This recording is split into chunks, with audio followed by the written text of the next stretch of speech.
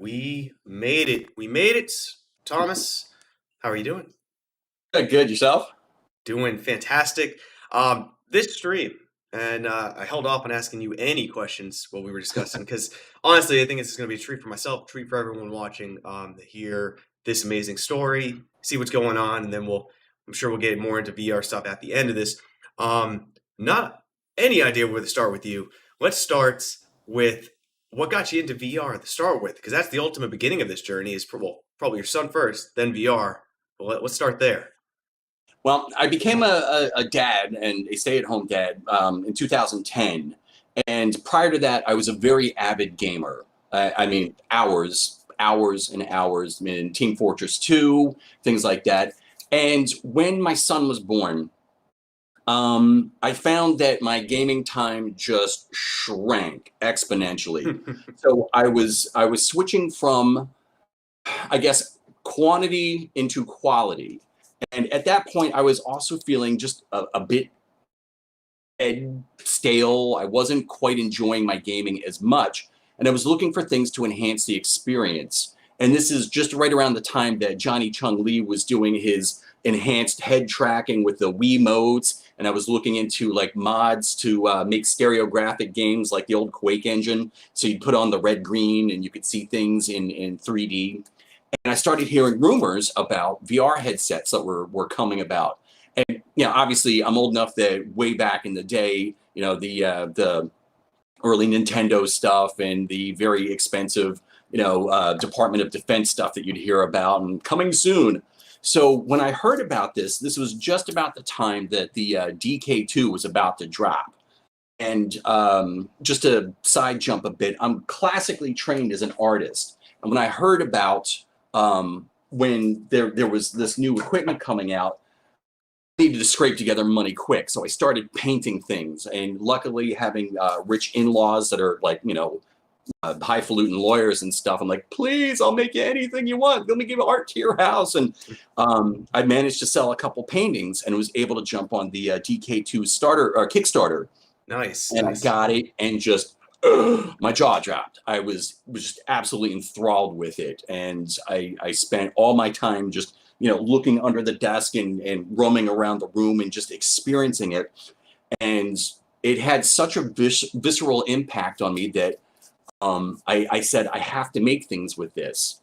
One of the things that it's either a benefit or a detraction, but I'm a very empathic person.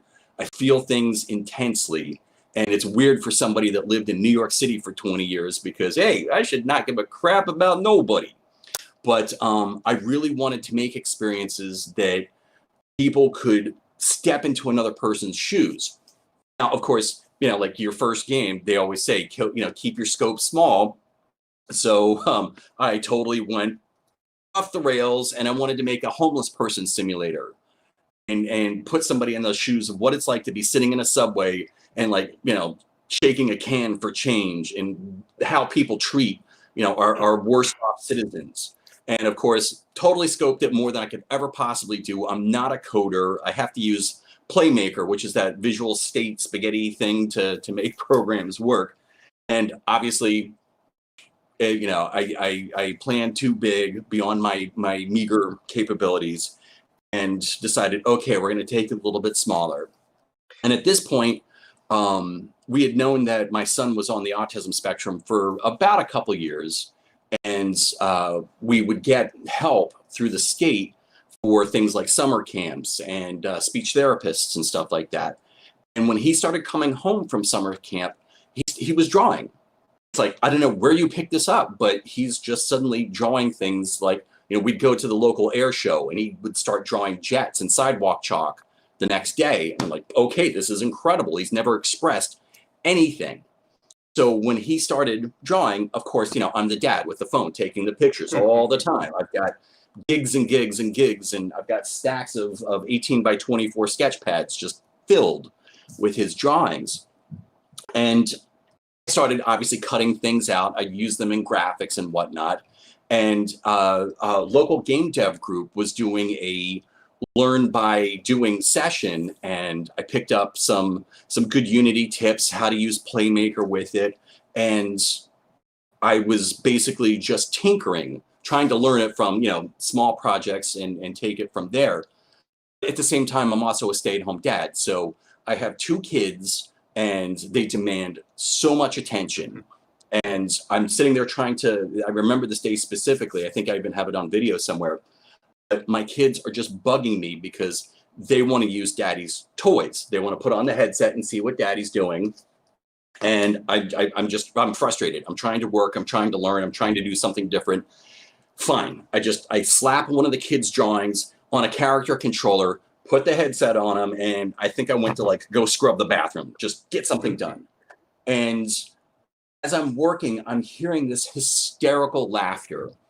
And okay, I stop what I'm doing and I come back, and they're just simply walking this character off the edge of the world, and he's falling into the void. And they think it's hysterical. So I sit down, I put on the headset, and oh my goodness, that's really cute. And so I started working with this. I cut it up, I rigged it, I animated it, and I was just shocked at how cute this thing was. And one of the problems that I've encountered with my kid is because he's so limited in his verbosity, that you can ask him, what is this? Where is this from? And I asked him, what's this picture? And he just said Booper. And that was just a nickname that I had given him when he was just a tiny little infant. So, okay, that's what it is. I started asking his teachers at summer camp and at regular school, do you know what this is? They had no idea. I put it up on Facebook. And what was neat about this character was that everybody saw something different about it. They saw the ladybug hat. They saw the brown crayon that he used. They interpreted that he was an African American. Everybody saw something different. And I said, okay, we're just going to run with this and hope it's not copyrighted, because there's plenty of times that, as my art director, he's also my biggest play tester. So I'll put the headset on, let him go. He'll take off the headset and he'll go over to his drawing pad and he'll sketch something and bring it to me okay, put this in the game. And I'm like, dude, that's Mario. That's a copyrighted character. We can't do that. So I think it's so far, I don't mean to cut you off, but because there's going to be so many points that I just got to ask you about. But one thing, I'm not sure how much you follow in this sense, but there is a huge school of people who believe that VR is going to be, and there's a whole people that also believe it's not, going to be the purest, best form of an empathy machine that will ever be made. There are a lot of people trying. There's the Anne Frank house. There is a couple autism experiences out there as well. There's one being black. There's a lot of ones that are trying to show this empathy machine. There's some evidence that it does work. There's some evidence that it doesn't.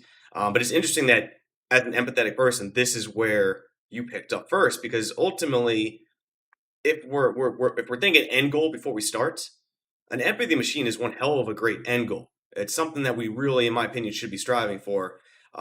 This entire story starts with empathy. It's amazing. It's really amazing what you've done with just how you got into VR. And you had no coding experience or anything? No. I used to tinker with modding, like Quake 2 back in the day, Half-Life 2, things like that. But the most I got into coding was basic programming.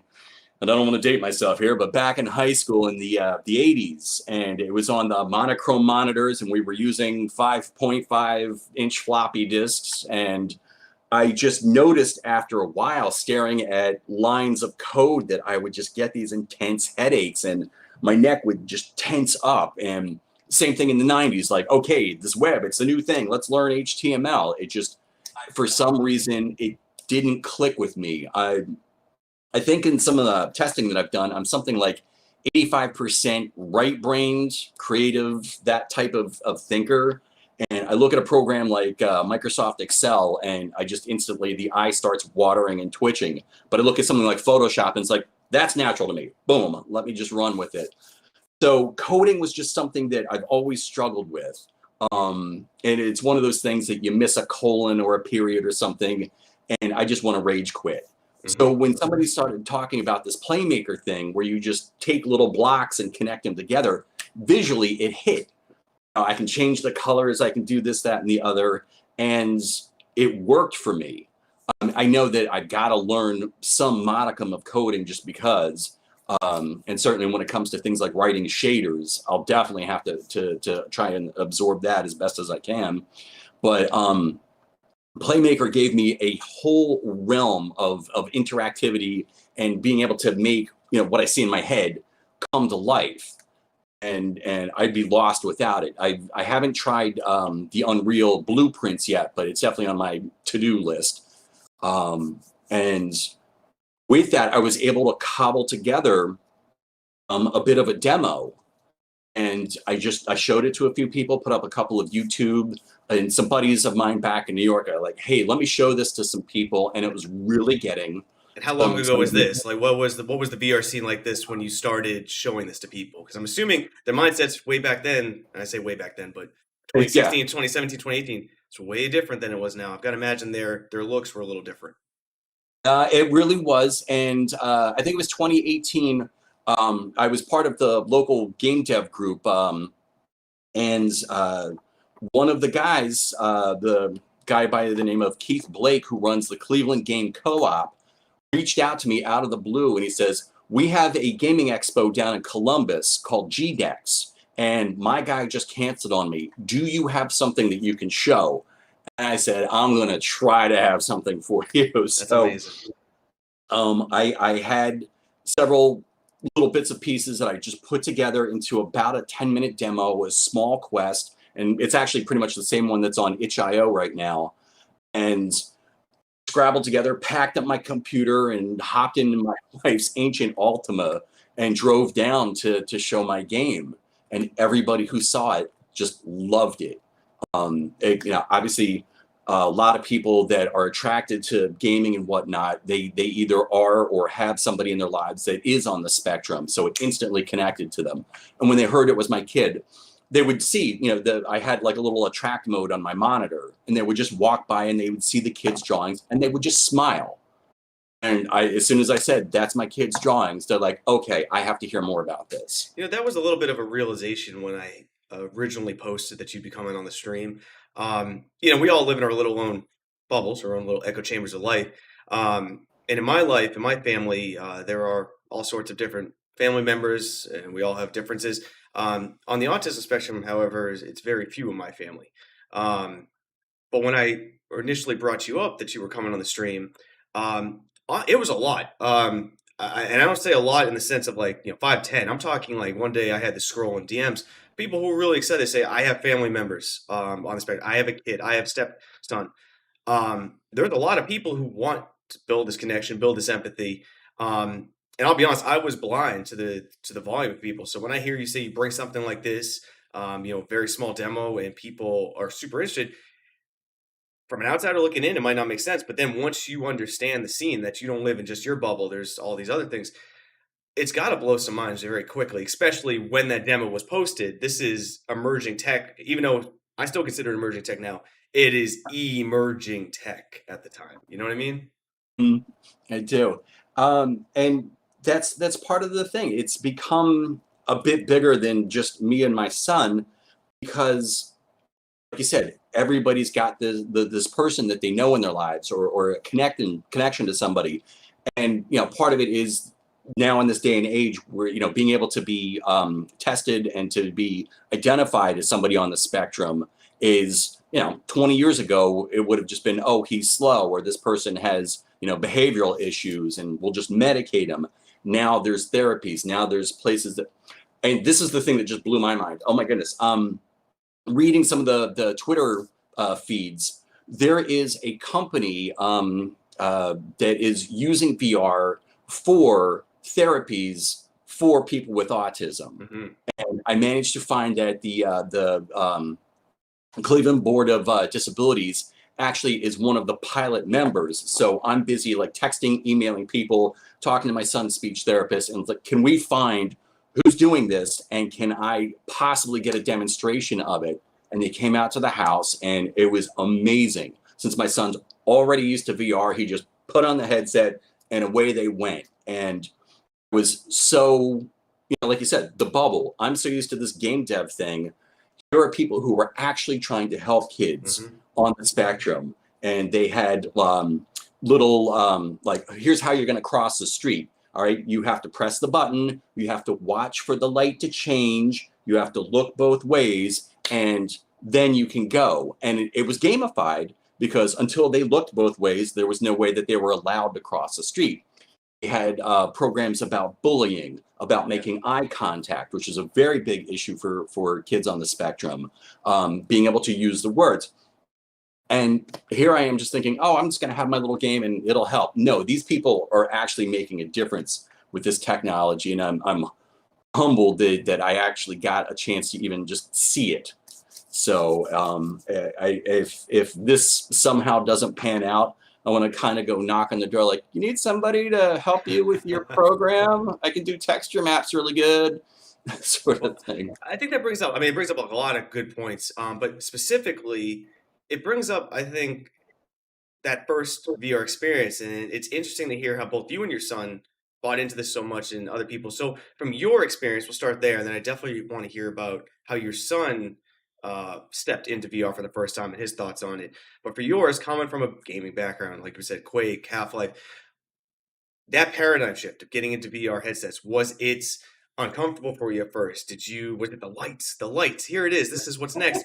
Or is it something a little slower? Because everyone jumps in this with different feet. Some just jump right into the deep end. I definitely did because I am a glutton for punishment and VR sickness. Others understand, hey, I'll test the waters first. But from your experience, then moving into your son, with someone who maybe never, I mean, there's no kid that I know in my life that's tried VR because the parents will not let them do it.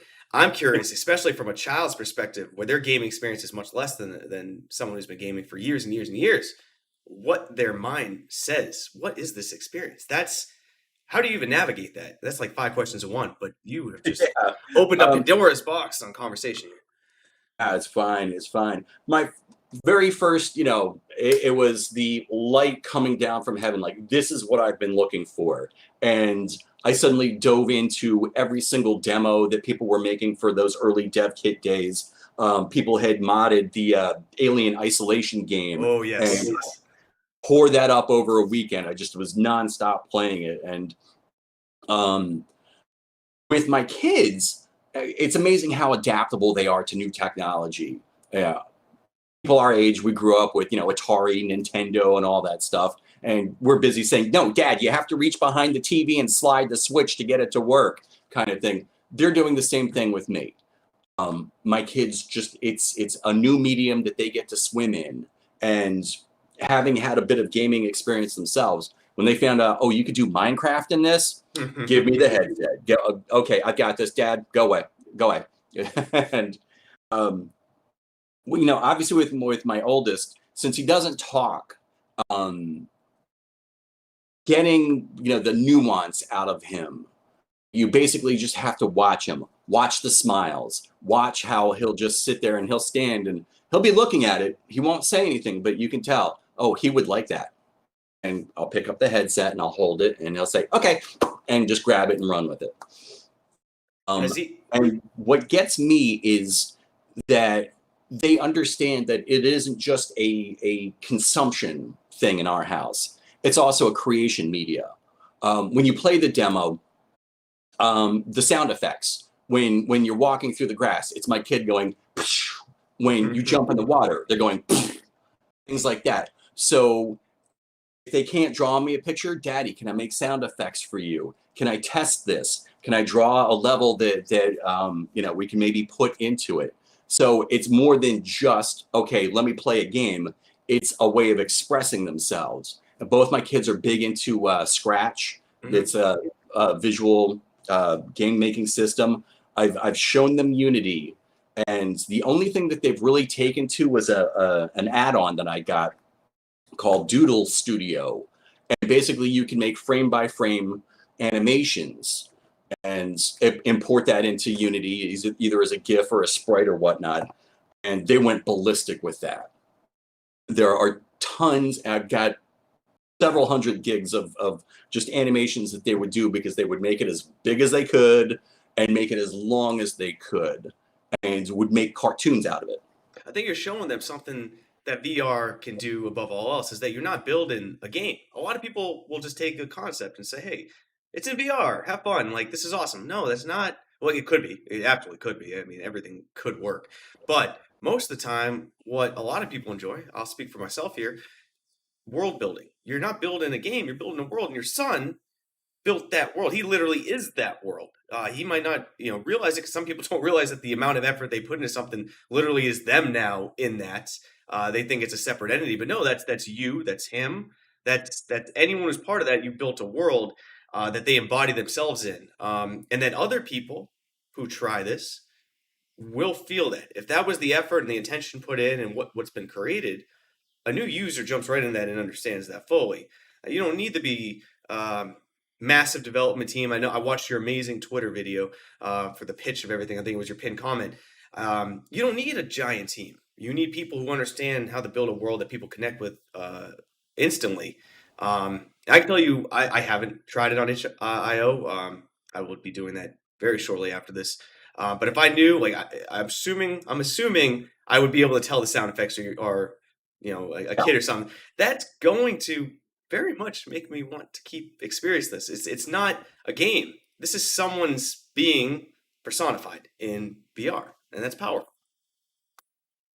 What I'm hoping to do with it too is, because my initial efforts in VR were kind of empathy based, I was also hoping to use this as a way of telling a story.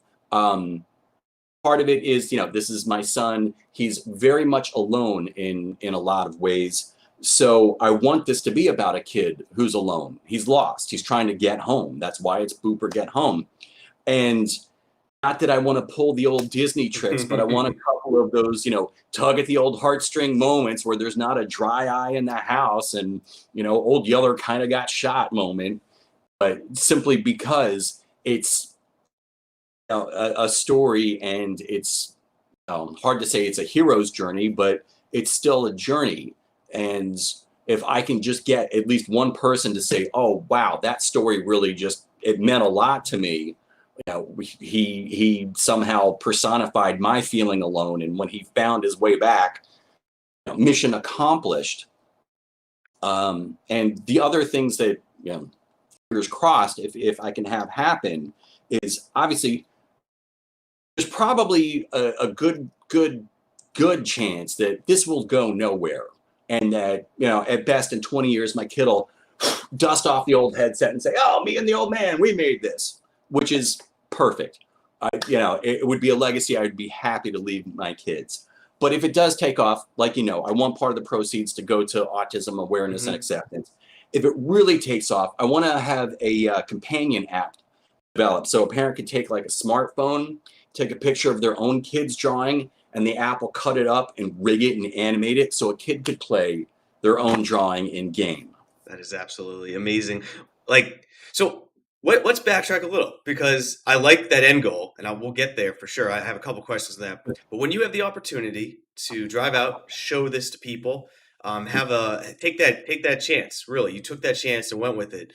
What happened after that? What's the journey after that where you really realize, hey, this is something. It's not just what I tried doing, but now we have something. People are interested. Where does it go from there?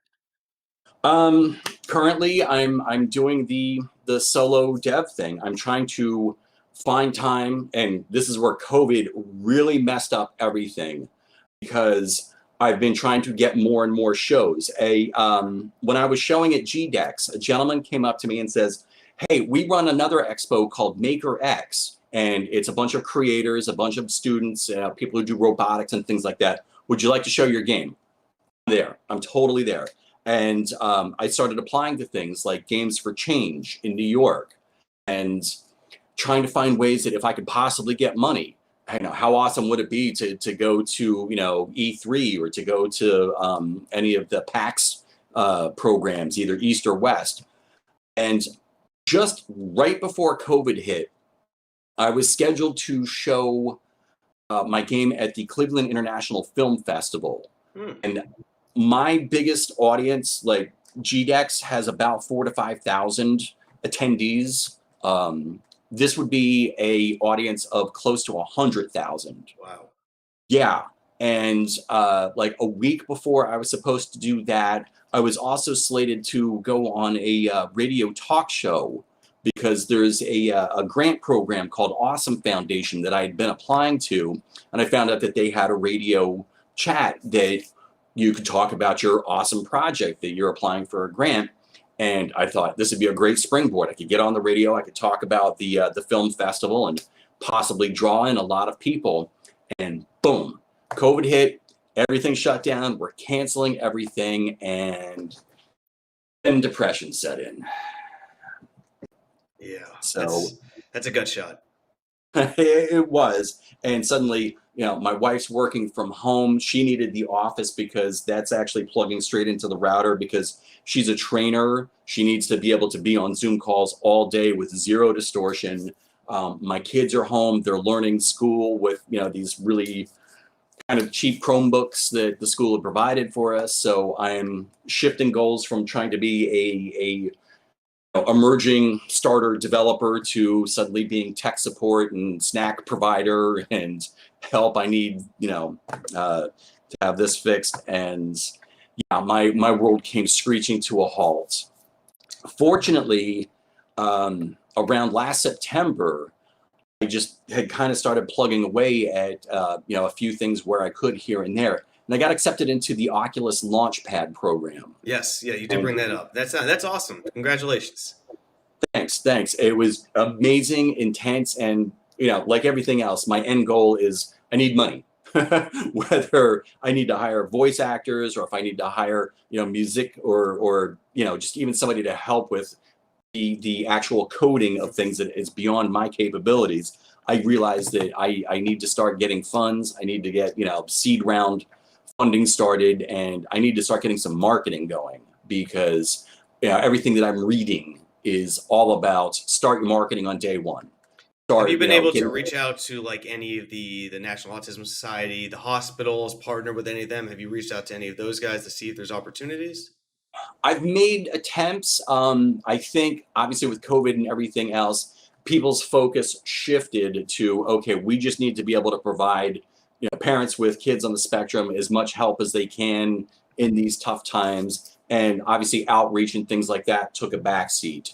I'm looking to pursue people at the Autism Self Advocacy Network because they show the most promise. They're actually people on the spectrum who are advocating for people like themselves. There's other autism agencies, if you will, that just they're like all the other fundraising. They're more to make money for themselves, and here we'll throw a few bucks towards this cause that we're working on. But I really want to work with people who are actually on the spectrum as opposed to somebody who's just doing this. There's a lot of imposter syndrome on my end Mm-hmm. that I'm speaking for somebody with autism, but I'll never know what it's like. I can't even imagine when, what was it, 4th of July, it was just the other day. My son literally needs headphones for loud things like that because his sensory issues will cause him to melt down. And I can't even imagine what experiencing that is for him. I'm hoping we can find as time moves on, we find different ways for technology to help things like that. I was talking with Robert Scoble. He's big on Apple and their spatial audio, and I'm wondering hopefully something like that's going to be able to help, especially during those times. I have my past boss. He was a Marine. He served 3 tours, I believe, to the Yeah. point where we would text him every 4th of July because he would take a week off prior to make sure he's okay. Every 4th of July triggered him, every single one. And we all asked what we could do to help. And I'm hoping that there's things that just keep coming. Maybe it's VR, maybe it's spatial audio. Maybe there's all these different things that are hopefully helping this. On a slight tangent here, you have this empathetic personality. It's definitely admirable, and I can tell you're probably, I'll speak for you here, probably the person who's always going to see cup half full first.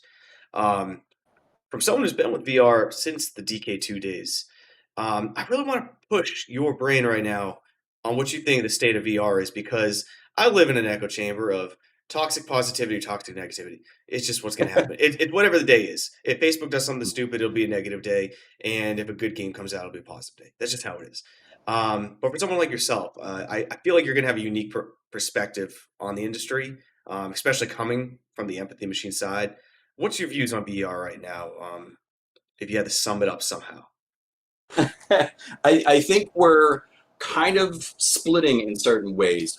Obviously, Oculus with the Quest, that is the consumer end all be all. Nobody else is doing that, and it's kind of a shame because when HTC just announced their new stuff, I was fingers crossed somebody would compete with this kind of walled garden that Oculus has set up. It's accessible. It's easy for people. It's the Nintendo Wii of VR. It's relatively inexpensive, and because my neighbors, I got my new toy, so of course I had to show it off, and me and the neighbors would have beer and VR nights, and we'd go blast the zombies and things like that. Because of that, they've all got Quest 2s now because there's no way that they could afford a high-end PC. They couldn't afford an Index. Just it's so cost prohibitive with the high end things that I'm feeling that that's probably going to end up being a niche. I'm completely, just talking off the top of my head. I could be completely wrong about this. Next week, somebody could say, "Hey, we've got a PC-driven headset that is, price competitive with the Quest and doesn't have their walled garden, doesn't have their Facebook thing. Anybody can just jump on for a few $100." But I'm seeing this kind of divergence, and while I love Oculus as a company, I've obviously got issues with their parents. I do not like the Facebook acquisition of data. They're just a big Hoover machine. And unfortunately, what scares me the most is the eye tracking. That's Mm. coming, and I've read a few white papers about what eye movement and pupillary tracking could actually reveal about a person, and it's frightening. I think I'm, And I'm actually about to pull it up or trying to. Is that the white paper from I think it was Jason Leon, I believe was his name. I I might couldn't tell you, but that sounds right. Very good paper. I'll try to link that in the chat, guys, for anyone who hasn't seen it. But it's Jason Leon something on Twitter, and I feel terrible that I can't remember because I'm usually pretty good with names. Oh, found Jacob Leon Kroger. Okay, yeah, He had a great white paper on VR eye tracking. It's very accessible, very readable. I believe it's only like 12 pages, including okay, sources. Really to the point. He separates eye tracking into 7 or 8 categories about how it can tell what you're looking at. Of course, it can tell cognitive load, so it could tell in a way when I say cognitive load, it can tell what you're thinking, the degree of what you're thinking, but it could be used as almost a literacy test. An mm, employer could literally just look at eye tracking and determine how your brain's processing information and do some type of algorithm to determine your cognitive load and your ability to learn. It can determine sex, gender, sexual preferences, oh, disease. So you can spin all this. I'm not calling you out. I'm saying someone could read this and spin it negatively. This is the end of times. This is precog. They're gonna know more about. They're gonna. I got the police coming to my door already because they say I'm going to commit a crime. You could go down that rabbit hole. You can go down the other rabbit hole. VR saved my life. I was playing VR and determined that I had early onset Alzheimer's already, and I'm going to have it within 2 years. And it could tell me that, and I could get ahead of it as much as I could. So I'm with you. It is very scary because it's a trust factor, but at the same time, it's information, and just like any information, could be good, could be bad. It's all going to be how it's used, and we just don't know, right? it's a marketable commodity, and that's the scary thing because, like you had said, an employer could be using that information. What happens when somebody like my son, who has difficulty making eye contact, is being judged by the criteria that some HR rep is putting into VR usage? He might be denied either promotions or even potential positions simply because his instinct is to not look people in the eye, and whatever app he's using could determine that. Yeah, that's Um, actually a really good point. I didn't think about that. And again, this is this goes down that rabbit hole of like what aboutisms. You know what I mean? We don't know what aboutisms, but if there's one thing I've learned, I'm 31 years old. There's one thing I'm learned is while tech is amazing and can do wonders, it is anything but perfect. No algorithm will be a catch-all for everyone. If anything, every algorithm will hurt certain individuals, not on purpose, although there is a whole debate um, on how it's programmed. That there is those kind of conversations. Um, but we don't know how it's going to be used. And if there's anything that detracts me from wanting it right away is, for example, the whole Facebook ad situation, not good or bad ads, but the lack of understanding how it's going to impact the consumer on the other end, where they're backtracking and saying, hey, we didn't word it right, we didn't do this right. It's like, that's neither here or there. Maybe that's true. Maybe you worded it right. Maybe you worded it wrong. But what we've learned from this is we are not all understanding how to move forward, which is fine. We're all learning. But that is going to come at the consequence of somebody. It always will be. And I just hope it's not me. I hope it's not your son. I hope it's not you. That's what we hope. You know what I mean?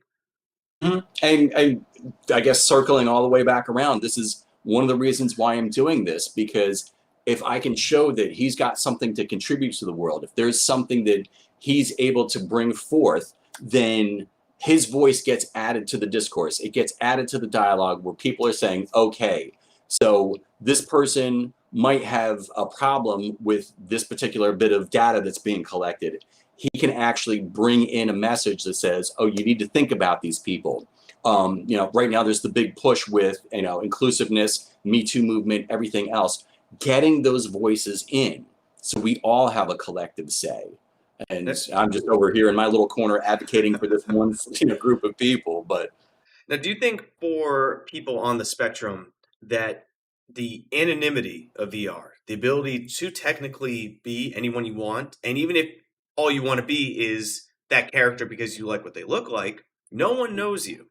No one has any understanding of what or who they're talking to, who they might be, what their situation is that empowering to what specifically for your son, someone on the spectrum, to give them the comfortability, or is it so alien that it really doesn't matter because they're still who they are?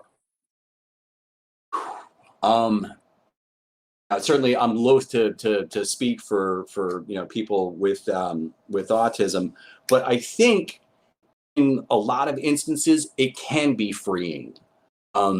There are plenty of times where my son is playing either with his brother or he's just by himself, and he's free. He's doing his own thing. When he's creating on Scratch, he's in his own world. He's making what he sees and he wants. But when you start including other people, there's a part of him that detaches, there's a part of him that shuts down, and part of him that gets a lot quieter. Hmm. VR has the potential, I think, to keep giving him that sense of freedom, but actually having other people around. Um, One of the things that I tried playing with a bit was an experiment of looking through the eyes of a child, because when you're only 36 inches tall and there is a 6-foot adult yelling at Yes. you, how scary can that be? If all of a sudden you're placed in a world where everyone's the same size as you and looks like happy little cartoon characters, you'll relax more. And I think that that has such a potential to yeah, like you said, give them the opportunity to express themselves more. But at the same time, like you said, with technology, could be good, could be bad. There was a whole issue a couple years back. There was an early archery game called Quiver, and there was suddenly a big brouhaha about I think a woman games reporter who was actually being harassed in a virtual space. I think she was in some sort of VR chat, Sure. and Hmm. someone getting like up on her face, making the honka honkas and things like that, and put out an article. Suddenly, she's getting death threats. And even the guys who were making Quiver said, hey, we're changing our game so this sort of thing isn't even possible. And even they got threats, they got problems. And it's one of the first things that I noticed when I started doing, I guess, interactive or social VR is I'm from New York. Personal space is a big issue. And when somebody's right there, like, hi, I'm just back up, get away from me, even though it's not real. it's so pervasive, so visceral that I still got that, okay, you need the backup feeling. And I'm hoping that there's ways that we could put certain, I don't know, virtual barriers to help with people's comfort. One of the discussions I just had about this was uh, I would see people who would play different games and they would do something kind of either um, I don't know, sexually aggressive or just, jokey type things towards female characters. Part of my developer brain said, well, what if you punished somebody for that? What if you were playing like Vader Immortal and you're trying to, I don't know, grab his junk and he just suddenly whips out the saber, cuts you down, and game over. That's it. You got punished for your actions. And now you have to start from the very beginning as a way of maybe teaching people some social Ooh. etiquette in the virtual world. I really like that. Let's unpack this all because I do want to go back. I really appreciate you bringing up the perspective issue. First of all, I think that is super powerful. That's one of the mediums that VR can do. I brought it up previously on a stream. Respite VR had an amazing time, but I was the kid in this scenario, Mm, and I had never thought of it. But as a kid, I was probably 3 feet tall in game, and my parents, I had to look physically up, and never had I ever, since my memory has ever been alive, remembered what it's like looking up to a parent. And when they physically bent down, because they were full body tracked, I'm pretty sure, mm, and bent down, met me at eye level, and gave me a hug, uh, I felt warm.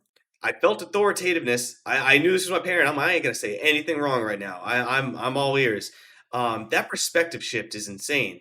Never understood that, and not realizing that now all I can think about is, yeah, if I talk to a child in a video game and now we're eye to eye contact, that changes the power dynamic. mm, Um, Telling this kid just to stop doing something, if we're trying to do like the sexual harassment stuff, the getting your face, telling them to do that with meeting eye level, it's the losing battle. But you don't even realize that because you never understand that power shift that just happened. They're used to looking up to somebody all the time.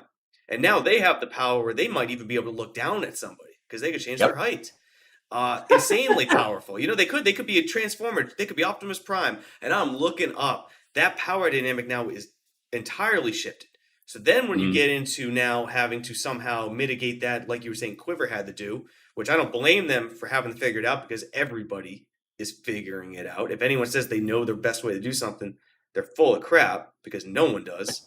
Um, but that's a tough space to navigate because you have to not only create the tools to mitigate the situations, but you have to think about how maybe the power dynamic has shifted in here. How do we get that back? I really like Vader kicking some ass and sending you back to the start regardless of your save points. That's pretty great. That is great. I never thought of something like that. it's just weird because in my very right brain thinking, one of the first games that I wanted to do, also totally beyond my scope, was that I wanted to have a first person shooter, kind of um, like the rats mazes that they used to have in like Counter Strike, where you're an inch Yeah. tall and but something in between. What if you were a kid running around in a department store that you're smaller and you're dodging in between like the clothing racks and things like kids love to do, even 30 years after I did it. I always say, what are you saying with kids, man? You give me, my wife takes me to the mall and I'm there for too long. I'm running around and I'm hiding in stuff and scaring her. It never dies. It never dies. It doesn't, and to be able to make yourself that small in that perspective would be so much fun. And obviously multiplayer right now is something I can't even think about because How I would have a you, lot. speaking of multiplayer, how would you mitigate that with kids? If you let your kids get into multiplayer as a parent, I haven't had that experience yet. I will, in a decade plus when he's more than a decade plus, but when he's able to use it, I will have to experience that. How do you not being able to have any parental controls? Really, there's no parental controls at the time other than you downloading and knowing what you're doing for them, but putting themselves into a multiplayer game, there's very limited control. How do you educate them, or how do you prepare as a parent for that? Right now it's you don't let them be by themselves. There's times that they've started a game and all of a sudden I hear, okay, there's some cussing, which, they're 8, they're 10, they're gonna hear it, but it's like, you know what, we have this rule. No. One of the things that I also found is that there is a special server for Minecraft players for kids on the spectrum, which it's totally moderated. It's totally like for them only, and that obviously has my blessing. Go right Mhm. ahead, go play that. But it's like anything else. I would not let my 8-year-old kid sit down and watch Deadpool, for example. um there you have to be with them, you have to share the experience with them. And interestingly enough, I found when I started doing that, it was a connecting moment, it was a bonding moment. And now it's literally like, I want to go work on my game. Dad, you want to play Stardew Valley with me? Okay, let's go. And you have to keep an eye on the content that they're consuming. When I was that age, my parents were confiscating the comic books that I had, or the odd National Lampoon magazine that I had somehow gotten from a buddy of mine. They monitored my intake. Yeah, that makes sense. It's going to be something weird to navigate. It's going to get only harder and harder as time moves on. When it comes to VR, though, right now, what's on the horizon that you're looking forward to? Because you've got a unique perspective, like we were talking about. What's exciting you on the possibilities? What would get you right now? So let's say you're on Twitter tomorrow and you see a Mm. tweet about some new VR game or new sensation, new tech in the field. What gets you immediately excited? Immediately excited. I obviously bigger field of view, more immersiveness, just more. I still look at my index and I see, the goggles. I want to have that field of view so wide that I can't look left or right and see. I want that more immersive audio. Heck, I also want a bigger office space to play in, but Don't we all?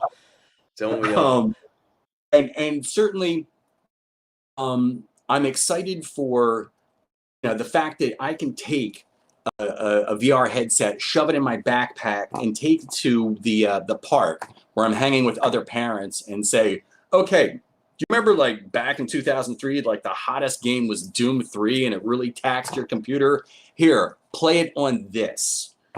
And that's exciting to me. I want to see like, Far Cry Primal in a Yes. headset.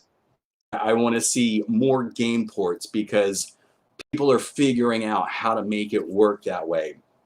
And honestly, I want to see more tracking. I was lucky enough to get a couple of Vive trackers, and I've been using it to do some rudimentary motion capture for some of my characters, which is also proving to be a lot of fun because, okay, I have to animate a dad character. How does a dad walk? Does, he have this big, or is he just kind of shifting along like, um, and just more of what else can this technology do? Um, I absolutely love using, it's now Adobe, it used to be an Oculus Medium, but I use that to sculpt out my levels. And I'm trying to get my kids to get the concept of using the controller, use that digital clay. And as soon as our local library, it has a makerspace open, I want to start 3D printing some of their sculptures so they can see. Wait. Can you go back on this? Your library has a what? With our local library, the Cleveland Public Library has a makerspace. So they have a 3D scanner, 3D printer, they have green screens, they have Nice. a laser cutter that can cut up to, I think, 1/8-inch plastic, acrylic. Obviously, the programs like Photoshop and things like that, plotter printers, and a few other things that people can go and make things at our Yo, local. what libraries? What are you doing in my town? Holy crap!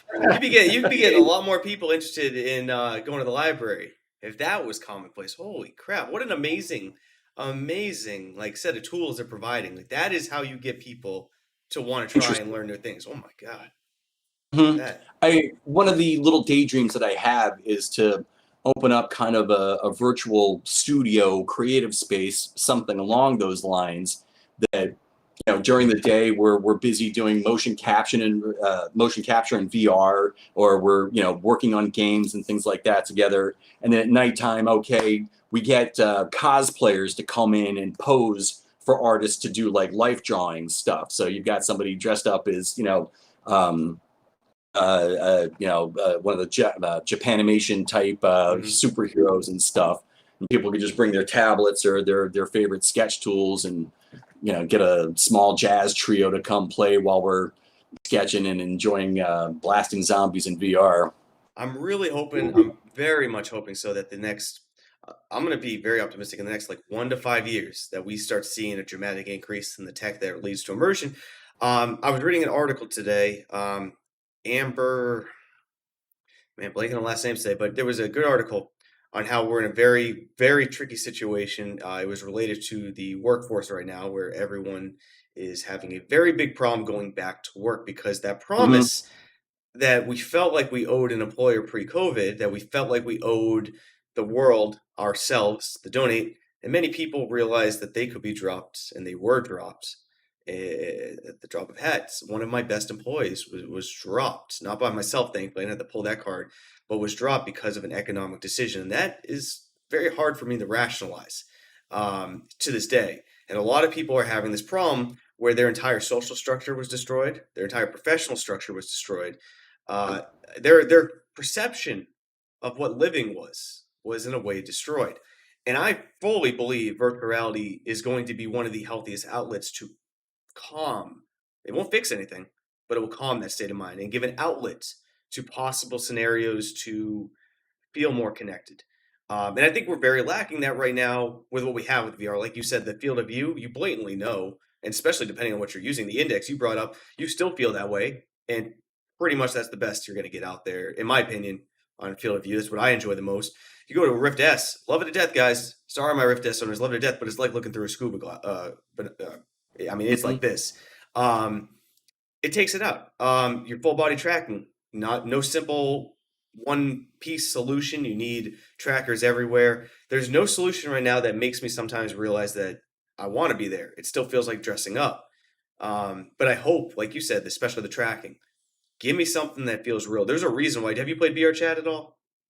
I think when it's very first inceptions, I've done because I was in the Oculus Launchpad program. I did a lot of their version of it, Horizons, Hmm. which felt very Nintendo Wii to me. We can get into Uh, that if you want, because you and me were going to be one of the few people I've spoken with that's actually been in there yet. And there's a bunch of people in this chat probably who did not get invited. You guys didn't miss anything, but they want to know more about that. Can you share your thoughts on Horizon? Because you were the only person I have had the ability to speak with about this.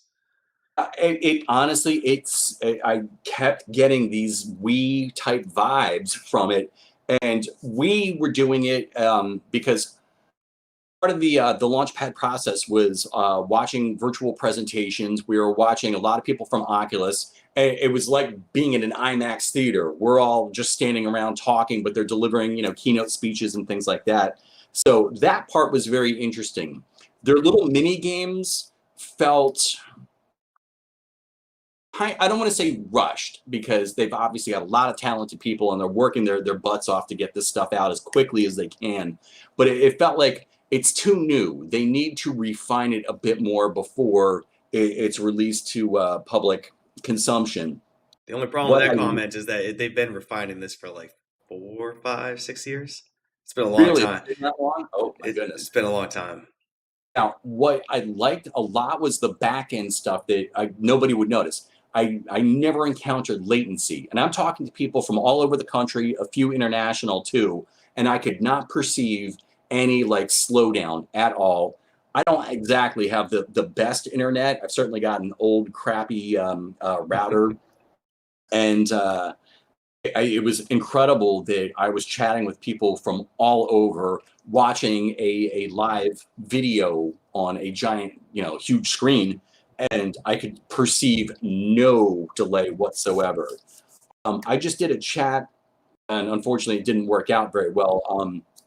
A couple of weeks ago, where it was the Spatial 8 guys, Oh and yeah, unfortunately.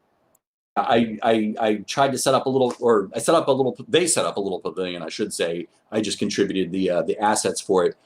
I, my Quest just couldn't keep up with it. I think it was partially because my wife was still working at the time. She was sucking up bandwidth. My kids had TV time. They were sucking up bandwidth.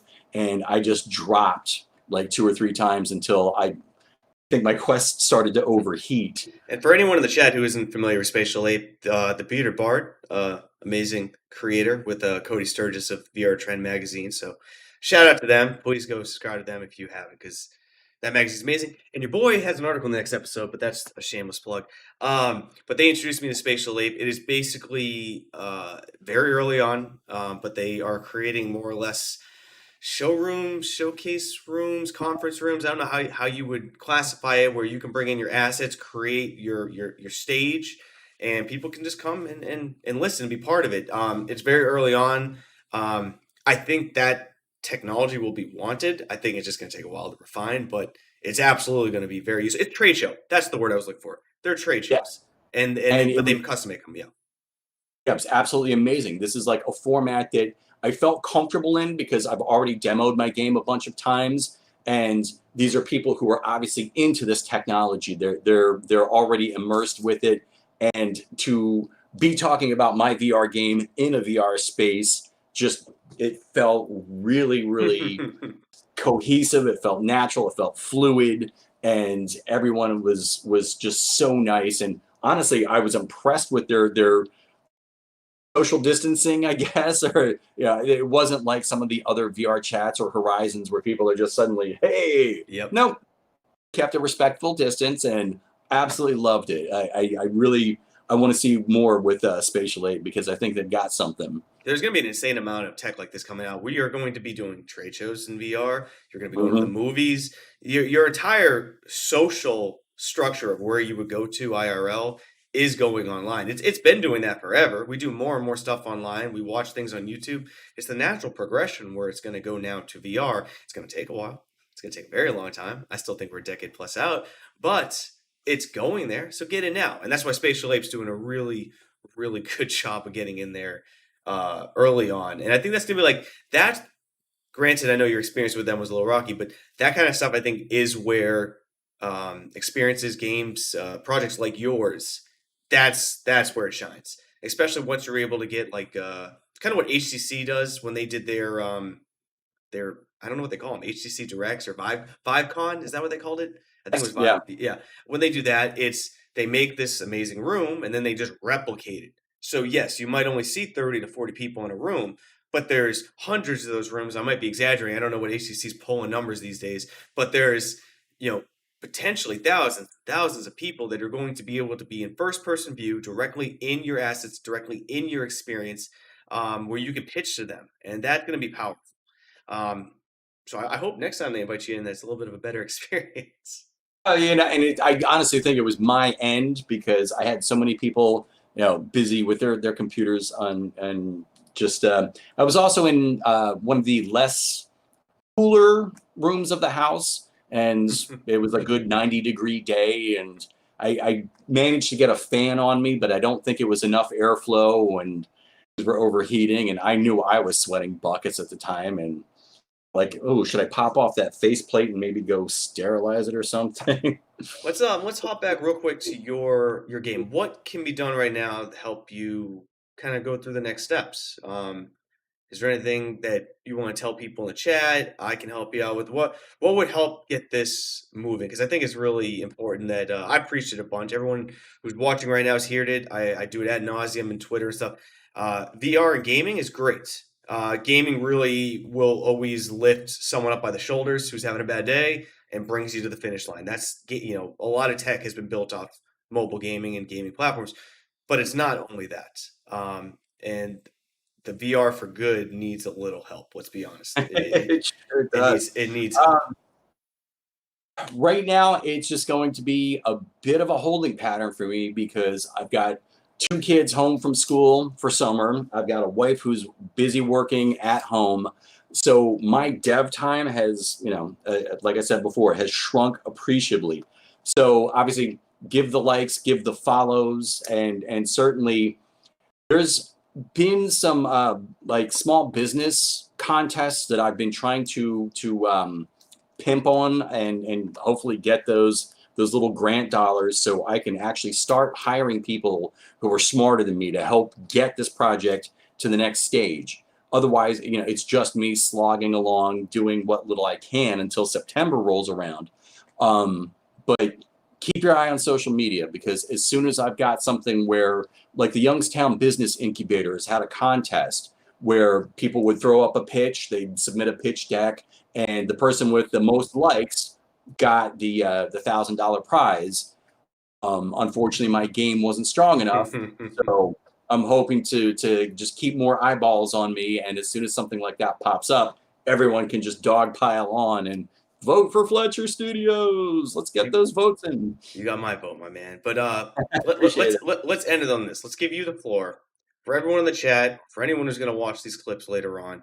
What would you like them to know about VR to make them feel good about where we're going, what it's useful for? I'd like to end on some positivity because there's just a little too much negativity, probably for myself. But you know, let's end why VR is so amazing. That's what I love about these streams and why I love talking to people like you who are doing amazing things. VR has this potential that we're talking about manned missions to Mars. These people are going to need entertainment. They're going to need something like green spaces to experience, so they're not looking at the inside of a tin can for a year in space. To be able to sit on a beach with just a pair of goggles on for at least a couple of hours out of the day will help reduce that.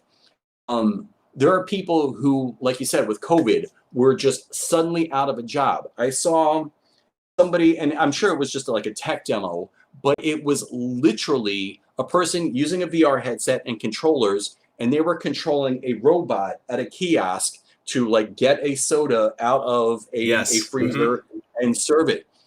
What if that could be a way of changing commerce? That you could just log into your VR job account and go work for a couple of hours and just serve drinks for a little bit while, I don't know, in one corner of your view screen you're watching a YouTube video or listening to music, but you're able to earn a living just by sitting in VR and doing some manual menial labor for a little bit. It has that potential, I think, to change economies. Some kid in I don't know, a poor nation somewhere is able to actually build up enough income to help get his village, an internet connection and start teaching. There was a great project that they did a bunch of years back where somebody had sent just a crate of laptops to an indigenous tribe somewhere, I think in South America or possibly Africa. It didn't give them anything. Basically, just left it there. They opened it up, they found the computers, and within a year, the kids had taught themselves how to use them, taught themselves to read, taught themselves how to program, and were teaching adults how to read and educate themselves. That's just cheap Chromebooks. Imagine the virtual world and what that could do. Yes. My and God. and being able to use Elon Musk's Starlink and connect to anybody in the globe. I think that's the perfect way to end this. I think I'm with you fully. I think about this a lot. I think about I'll end it with this. I think a lot that you hear these stories a lot of times of people who change the world, right? Why did they change the world? To a degree, they're I mean they have the intellect, they had the mission, they had the motive, but they also had the opportunity. And what person out there right now, I'm granted a lot of opportunities that I squander. Someone out there has all the chance to do way better than I, but it didn't have the opportunities. And VR, internet, all of this gives them the ability now to traverse this land that they never could. And there, right now, there is someone who's ready to change the world, but just needs the opportunity, the ability to do it. VR could do that.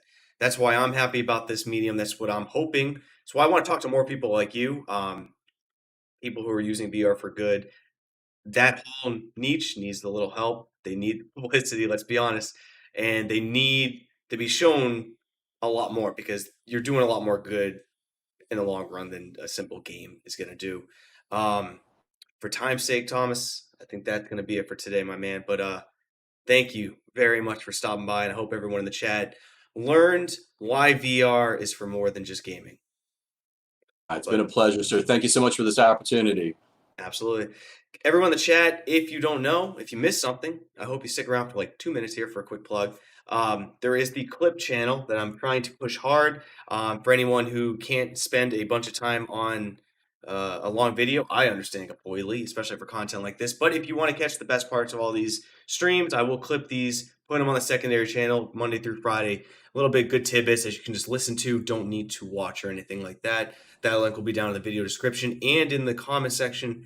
But that's it for today, guys. Thursday we'll have another guest, and as always, see you next time, Space Cowboys. Peace.